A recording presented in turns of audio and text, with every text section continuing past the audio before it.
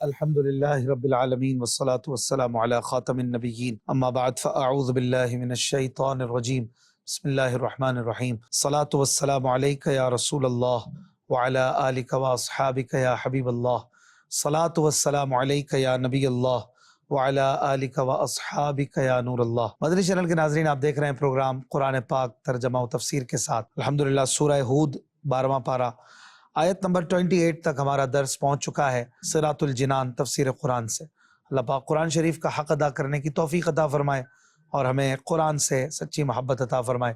نبی مکرم صلی اللہ علیہ وآلہ وسلم نے فرمایا، اس شخص کی ناک خاک آلود ہو جس کے پاس میرا ذکر ہو اور وہ مجھ پر درود نہ پڑے۔ صلو علی الحبیب صلی اللہ علی محمد صلی اللہ علیہ وآلہ وسلم۔ اعوذ باللہ من الشیطان الرجیم، بسم اللہ الرحمن الرحیم۔ وَيَا قَوْمِ لَا أَسْأَلُكُمْ عَلَيْهِ مَالًا إِنْ أَجْرِيَ إِلَّا عَلَى اللَّهِ وَمَا أَنَا بِطَارِدِ الَّذِينَ آمَنُوا إِنَّهُمْ مُلَاقُو رَبِّهِمْ وَلَكِنِّي أَرَاكُمْ قَوْمًا تَجْهَلُونَ۔ آسان ترجمہ قرآن کنز العرفان۔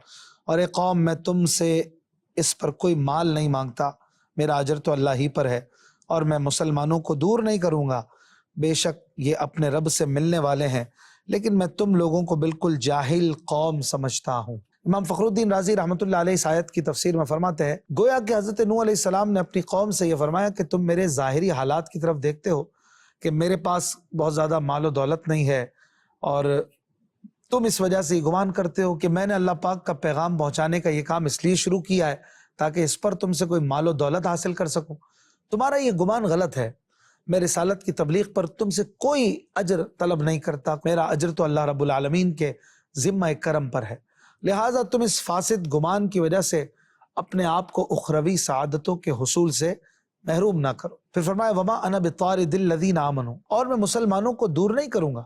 حضرت نوح علیہ السلام کی قوم کے لوگ آپ سے کہتے تھے کہ اے نوح، گھٹیا لوگوں کو اپنی مجلس سے نکال دیجئے تاکہ ہم آپ کی مجلس میں بیٹھ سکے اور ہمیں اس میں شرم نہ آئے۔ ان کی اس بات کے جواب میں حضرت نوح علیہ السلام نے فرمایا کہ میں تمہاری وجہ سے مسلمانوں کو اپنے آپ سے دور نہیں کروں گا، کیونکہ ان کی شان تو یہ ہے کہ یہ اپنے رب سے ملنے والے ہیں اور اس کے قرب سے سرفراز ہوں گے، تو میں انہیں کیسے نکال دوں؟ ہاں، اس کے برعکس میں تم لوگوں کو بالکل جاہل سمجھتا ہوں، کیونکہ تم ایمانداروں کو گھٹیا کہتے ہو اور ان کی قدر نہیں کرتے اور نہیں جانتے کہ وہ تم سے بہتر ہے۔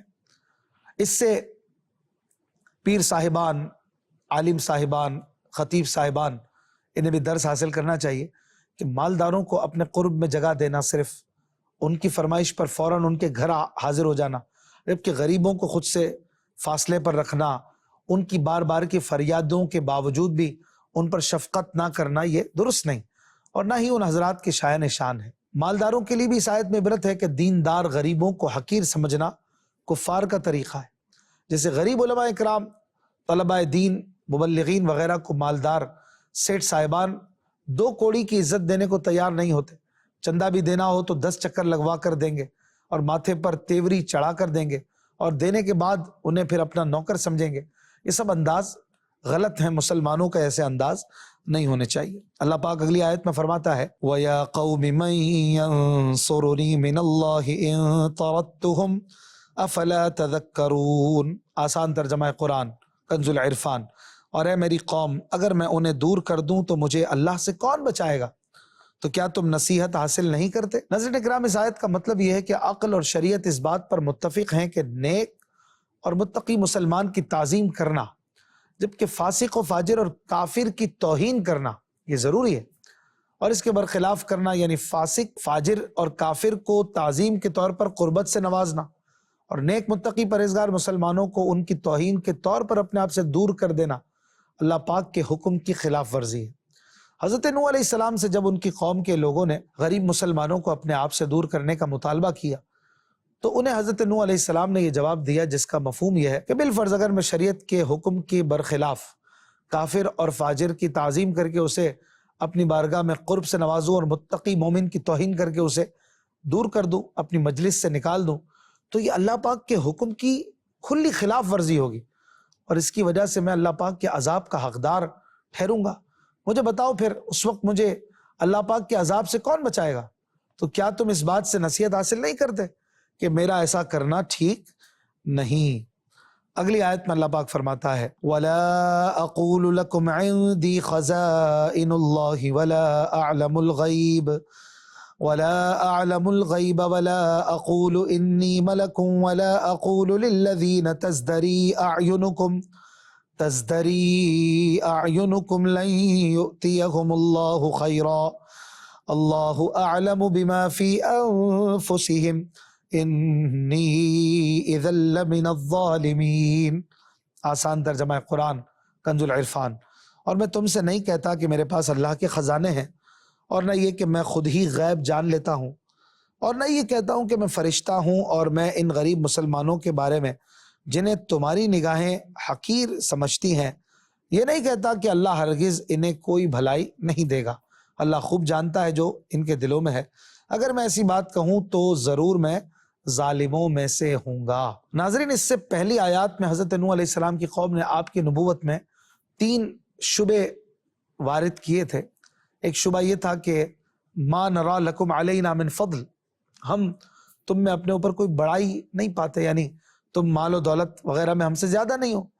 اس کے جواب میں حضرت نوح علیہ السلام نے فرمایا میں تم سے کب کہتا ہوں کہ میرے پاس اللہ کے خزانے ہیں، لہٰذا تمہارا یہ اعتراض بالکل بے محل ہے، کیونکہ میں نے کبھی مال کی کوئی فضیلت جتائی ہے، نہ دنیاوی دولت کی توقع رکھنے کا تمہیں کہا ہے، اور اپنی دعوت کو مال کے ساتھ وابستہ بھی نہیں کیا۔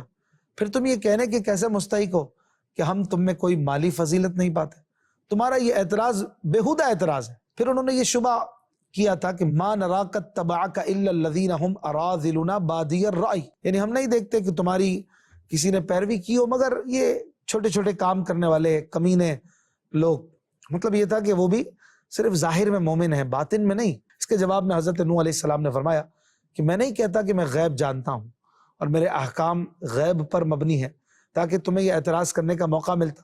جب میں نے کہا ہی نہیں تو اعتراض بے محل ہے، اور شریعت میں ظاہر ہی کا اعتبار ہے، لہٰذا تمہارا اعتراض بالکل بے جا ہے۔ پھر آپ نے لا اعلم الغیب فرمایا۔ اس فرمانے میں قوم پر ایک خوبصورت اعتراض بھی ہے کہ کسی کے باطن پر حکم کرنا اس کا کام ہے جو غیب کا علم رکھتا ہو، جبکہ میں نے اس کا دعویٰ نہیں کیا، حالانکہ میں نبی ہوں۔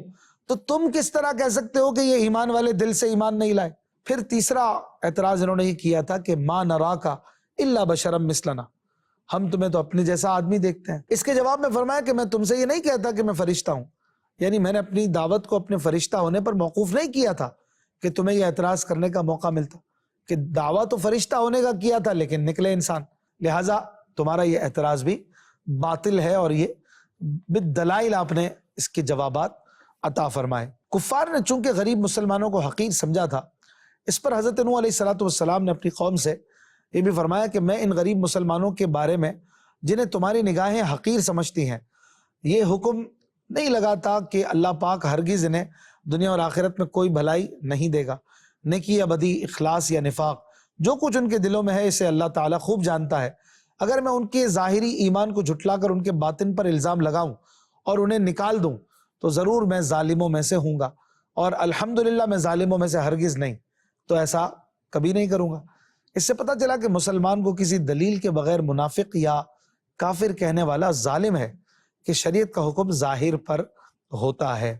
اگلی آیت میں اللہ پاک ارشاد فرماتا ہے قالوا یا نوح قد جادلتنا فاکثرت جدالنا فأتنا بما تعدنا ان كنت من الصادقین۔ آسان ترجمہ قرآن کنز العرفان۔ انہوں نے کہا اے نوح تم نے ہم سے جھگڑا کیا اور بہت زیادہ جھگڑا کر لیا ہے، تو اگر تم سچے ہو تو وہ عذاب لے آؤ جس کی وعیدیں تم ہمیں دیتے رہتے ہو۔ ناظرین اکرام، اس سے پہلی آیات میں اللہ پاک نے حضرت نوح علیہ السلام کے کفار کی طرف سے پیش کیے گئے شبہات کے جوابات ذکر فرمائے، اور کفار نے حضرت نوح علیہ السلام کے جوابات پر 2 اعتراض کیے، ان کا ذکر اس آیت میں ہے۔ پہلا اعتراض یہ کہ کفار نے حضرت نوح علیہ السلام کے جوابات کو بکثرت بحث اور جھگڑا کرنے سے تعبیر کیا اور کہا کہ اے نوح تم نے ہم سے جھگڑا کیا، بہت زیادہ جھگڑا کر لیا۔ یہ اس بات کی دلیل ہے کہ حضرت نوح علیہ السلام نے کفار کے ساتھ بہت زیادہ بحث فرمائی تھی، اور آپ کی بحث اللہ پاک کی وحدانیت، اپنی نبوت اور آخرت کو ثابت کرنے کے لیے تھی۔ اس سے پتہ چلا کہ حق کو ثابت کرنے کے لیے دلائل پیش کرنا اور شبہات کا ازالہ کرنا انبیاء اکرام علیہ السلام کی سنت ہے۔ جبکہ دلائل کے مقابلے میں اپنے آبا و اجداد کی اندھی تقلید کرنا، جہالت اور گمراہی پر اصرار کرنا کفار کا طریقہ ہے۔ دوسرا اعتراض یہ کیا تھا کہ حضرت نوح علیہ السلام نے کفار کو جس عذاب کی وعید سنائی تھی، انہوں نے حضرت نوح علیہ السلام سے اس عذاب کے جلدی نازل ہونے کا مطالبہ کیا اور کہا اگر سچے ہو تو وہ عذاب لے آؤ جس کی وعیدیں دے دے کر ہمیں ڈراتے رہتے ہو۔ حضرت نوح علیہ السلام کی طرف سے کفار کے ان اعتراضات کا جواب اگلی آیت میں آتا ہے۔ اللہ پاک فرماتا ہے قال انما یأتیکم بہ اللہ ان شاء وما انتم بمعجزین۔ آسان ترجمہ قرآن کنز العرفان۔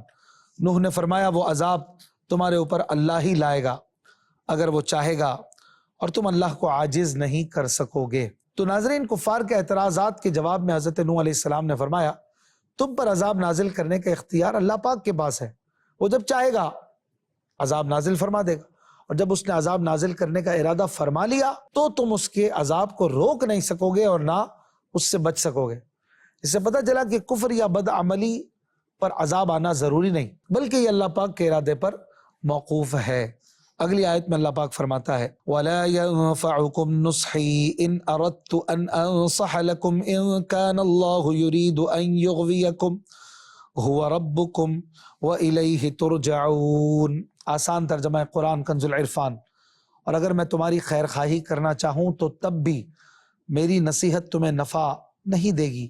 اگر اللہ تمہیں گمراہ کرنا چاہتا ہو، وہ تمہارا رب ہے اور اسی کی طرف تم لوٹائے جاؤ گے۔ حضرت حسن بصری رضی اللہ عنہ فرماتے ہیں یغویکم کا معنی ہے اللہ تمہیں اگر عذاب دینا چاہے، یعنی اس آیت کا مطلب یہ ہوگا کہ جس دن تم پر عذاب نازل ہو اور تم وہ عذاب دیکھ کر ایمان لائے تو اس دن میری نصیحت کوئی فائدہ نہیں دے گی، کیونکہ عذاب نازل ہوتے وقت کا ایمان قبول نہیں۔ میری نصیحت تمہیں اس وقت فائدہ دے گی جب تم عذاب کا مشاہدہ کرنے سے پہلے ایمان لے آؤ۔ پھر فرمایا هو ربکم وإلیہ ترجعون، وہ تمہارا رب ہے، اسی کی طرف تم لوٹائے جاؤ گے۔ یعنی تمہارا خدا وہی ہے جس نے تمہیں پیدا کیا، تمہاری پرورش کی، تمہاری موت سے پہلے، موت کے بعد، دونوں حالتوں میں تمہاری ذات اور صفات میں تصرف کا پورا اختیار رکھتا ہے، اور مرنے کے بعد تمہیں اسی کی طرف لوٹ کر آنا ہے۔ یہ آیت اللہ پاک کی گرفت سے ڈرانے میں انتہائی مفید ہے۔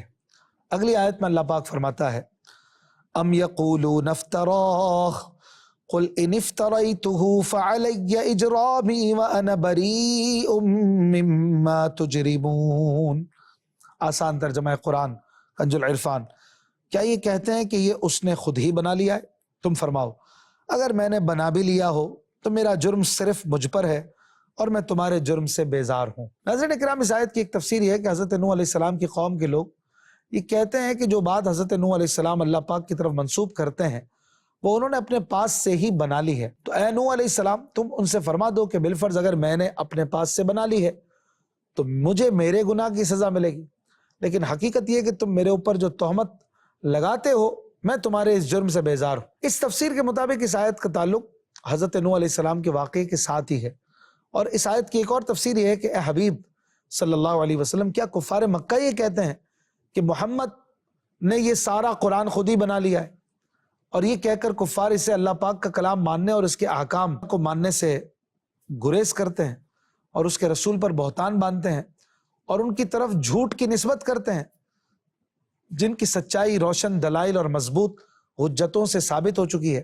لہٰذا اب ان سے فرما دو کہ اگر بالفرض میں نے بنا بھی لیا ہو تو میرا جرم صرف مجھ پر ہے جس کا وبال ضرور آئے گا، لیکن بحمد اللہ میں سچا ہوں، تو تم سمجھ لو کہ تمہاری تکذیب کا وبال تم پر پڑے گا، اور تم نے میرے اوپر جو تہمت لگائی ہے میں تمہارے اس جرم سے بیزار ہوں۔ تفسیر جمل میں ہے کہ اس صورت میں یہ آیت حضرت نوح علیہ السلام کے قصے کے دوران اس لیے ذکر کی گئی ہے تاکہ سننے والوں کا نشاط برقرار رہے۔ اگلی آیت میں اللہ پاک ارشاد فرماتا ہے وَأُوحِيَ إِلَى نُوحٍ أَنَّهُ لَن يُؤْمِنَ مِن قَوْمِكَ إِلَّا مَن قَدْ آمَنَ فَلَا تَبْتَئِسْ بِمَا كَانُوا يَفْعَلُونَ۔ آسان ترجمہ قرآن کنز العرفان۔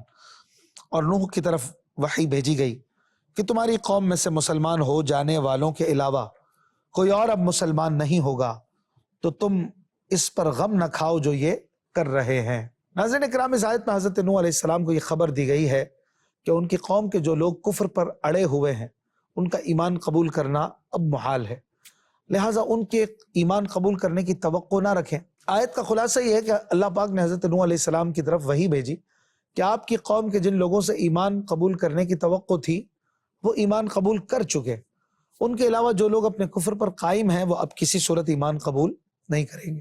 لہٰذا اس طویل مدت کے دوران کفار کی طرف سے آپ کو جس تکذیب کا، مذاق کا، اذیت کا سامنا ہو، اس پر اب غم نہ کریں۔ ان کفار کے کرتوت ختم ہو گئے، اب ان پر عذاب کا وقت آ گیا ہے۔ ایمان لانے والے حضرات کی تعداد مفسرین کے بیان کے مطابق تقریباً 80 تھی۔ پھر کیا ہوا؟ اللہ پاک آگے فرماتا ہے وَاصْنَعِ الْفُلْكَ بِأَعْيُنِنَا وَوَحْيِنَا وَلَا تُخَاطِبْنِي فِي الَّذِينَ ظَلَمُوا إِنَّهُمْ مُغْرَقُونَ۔ آسان ترجمہ قرآن کنز العرفان۔ اور ہمارے سامنے اور ہمارے حکم سے کشتی بناؤ، اور اب ظالموں کے بارے میں مجھ سے بات نہ کرنا، بے شک انہیں ضرور غرق کیا جائے گا۔ ناظرین، جب اللہ پاک نے حضرت نوح علیہ السلام کو بتا دیا کہ ان کی قوم میں سے مسلمان ہو جانے والوں کے علاوہ کوئی اور اب مسلمان نہیں ہوگا، تو اس کا تقاضا یہ تھا کہ حضرت نوح علیہ السلام کو یہ معلوم ہو جائے کہ اللہ پاک ان کافروں کو عذاب دینے والا ہے، اور چونکہ عذاب کئی طریقوں سے آ سکتا تھا، اس لیے اللہ پاک نے حضرت نوح علیہ السلام کو بتا دیا کہ وہ عذاب ڈبو دیے جانے کی صورت میں ہوگا، اور ڈوبنے سے نجات کی صورت صرف کشتی کے ذریعے ممکن تھی۔ اس لیے اللہ پاک نے حضرت نوح علیہ السلام کو کشتی تیار کرنے کا حکم دیا۔ چنانچہ فرمایا کہ ہماری حفاظت میں اور ہماری تعلیم سے کشتی بناؤ، اور ظالموں کے بارے میں مجھ سے ان کی سفارش اور ان سے عذاب دور ہو جانے کی کوئی دعا نہ کرنا، کیونکہ غرق ہونا ان کا مقدر ہو چکا ہے۔ حضرت نوح علیہ السلام نے اللہ پاک کے حکم سے ساج کے درخت بوئے، 20 سال میں یہ درخت تیار ہوئے۔ اس عرصے میں کوئی بچہ پیدا نہ ہوا، اس سے پہلے جو بچے پیدا ہو چکے تھے وہ بالغ ہو گئے، اور انہوں نے بھی حضرت نوح علیہ السلام کی دعوت قبول کرنے سے انکار کر دیا۔ پھر حضرت نوح علیہ السلام کشتی بنانے میں مشغول ہو گئے۔ اگلی آیت میں اللہ پاک ارشاد فرماتا ہے وَيَصْنَعُ الْفُلْكَ وَكُلَّمَا مَرَّ عَلَيْهِ مَلَأٌ مِّن قَوْمِهِ سَخِرُوا مِنْهُ قَالَ إِن تَسْخَرُوا مِنَّا فَإِنَّا نَسْخَرُ مِنكُمْ كَمَا تَسْخَرُونَ فَسَوْفَ تَعْلَمُونَ مَن يَأْتِيهِ عَذَابٌ يُخْزِيهِ وَيَحِلُّ عَلَيْهِ عَذَابٌ مُقِيمٌ۔ آسان ترجمہ قرآن کنز العرفان۔ اور نوح کشتی بناتے رہے، اور ان کی قوم کے سرداروں میں سے جب کبھی کوئی ان کے پاس سے گزرتا تو ان کا مذاق اڑاتا۔ نوح نے فرمایا اگر تم ہمارے اوپر ہنستے ہو تو ایک وقت ہم بھی تم پر ایسے ہی ہنسیں گے جیسے تم ہنستے ہو، تو ان قریب تمہیں پتہ چل جائے گا کہ کس پر وہ عذاب آتا ہے جو اسے ذلیل و رسوا کر دے گا، اور کس پر ہمیشہ رہنے والا عذاب اترتا ہے۔ حضرت اکرام حضرت نوح علیہ السلام کشتی بناتے رہے، اور ان کی قوم کے سرداروں میں سے جب کوئی کبھی ان کے پاس سے گزرتا تو ان کا مذاق اڑاتا اور کہتا اے نوح کیا کر رہے ہو؟ آپ فرماتے ایسا مکان بنا رہا ہوں جو پانی پر چلے۔ یہ سن کر ہنستے، کیونکہ آپ کشتی جنگل میں بنا رہے تھے جہاں دور دور تک پانی نہ تھا۔ وہ لوگ مذاق کے طور پر یہ بھی کہتے تھے کہ پہلے تو آپ نبی تھے، اب بڑا ہی بن گئے۔ حضرت نوح علیہ السلام نے ان سے فرمایا اگر ہمارے اوپر ہنستے ہو تو ایک وقت ہم بھی تمہیں ہلاک ہوتا دیکھ کر تم پر ایسے ہی ہنسیں گے جیسے تم کشتی دیکھ کر ہنس رہے ہو۔ روایت میں ہے کہ یہ کشتی 2 سال میں تیار ہوئی۔ اس کی لمبائی 300 گز، چوڑائی 50 گز، اونچائی 30 گز تھی۔ اس میں اور بھی اقوال ہیں۔ اس کشتی میں 3 درجے بنائے گئے تھے۔ نیچے والے درجے میں جنگلی جانور، درندے اور کیڑے مکوڑے تھے، حشرات الارض، اور درمیانی درجے میں چوپائے وغیرہ، اور اوپر والے درجے میں خود حضرت نوح علیہ السلام، آپ کے ساتھی، اور حضرت آدم علیہ السلام کا جسد مبارک جو عورتوں اور مردوں کے درمیان حائل تھا، اور کھانے وغیرہ کا سامان تھا۔ پرندے بھی اوپر والے درجے میں ہی تھے۔ فرمایا فَسَوْفَ تَعْلَمُونَ، ان قریب تمہیں پتہ چل جائے گا۔ اس آیت میں پہلے عذاب سے دنیا میں غرق ہونے کا عذاب مراد ہے، اور دوسرے عذاب سے مراد آخرت میں جہنم کا عذاب ہے جو کبھی ختم نہ ہوگا۔ پھر ان پر عذاب آیا، اور وہ عذاب کی تفصیلات اگلی آیتوں میں آ رہی ہیں۔ زندگی رہی تو انشاءاللہ الکریم آیت نمبر 40 سے اپنے اگلے درس کا آغاز کریں گے۔ اپنا خیال رکھیے گا۔ صلو علی الحبیب صلی اللہ علی محمد صلی اللہ علیہ وآلہ وسلم۔